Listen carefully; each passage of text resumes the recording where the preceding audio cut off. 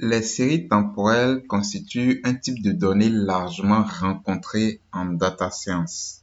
Donc, vous allez forcément les rencontrer à un moment donné.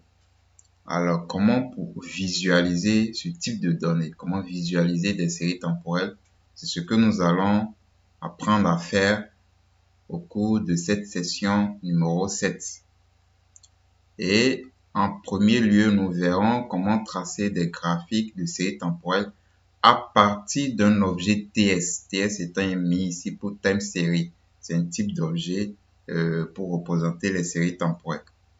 Nous utiliserons la librairie ggFortify et l'ensemble de données Air Passenger qui contient les informations sur les totaux mensuels des passagers de compagnies aériennes internationales entre 1949 et à 1960. Donc ici, je vais afficher cette data frame. Non, pas cet objet TS. Attention, ce n'est pas une data frame. C'est un objet time series, donc Air Passenger qui est intégré directement dans R. Donc, comme je le disais, ça indique les totaux mensuels des passagers des compagnies aériennes internationales entre 1949 et 1960. Voilà. Donc, nous allons représenter d'abord, je vais vous montrer effectivement qu'il s'agit d'un objet TS.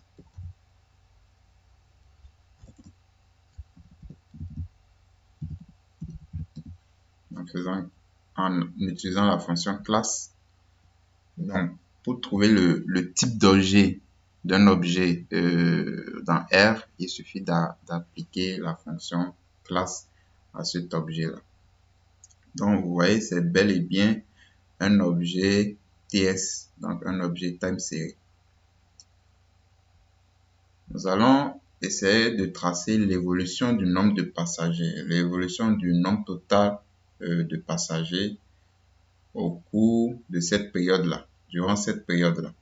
Donc, nous allons appliquer tout simplement la fonction autoplot air passengers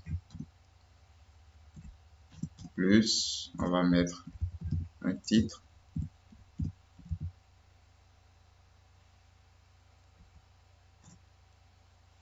évolution du nombre total de passagers.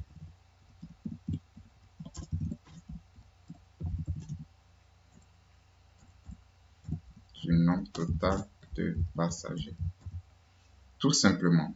Donc, vous utilisez la fonction autoplot et ça prend un seul paramètre, c'est votre objet TS. Et de façon optionnelle, vous pouvez mettre un titre si vous voulez.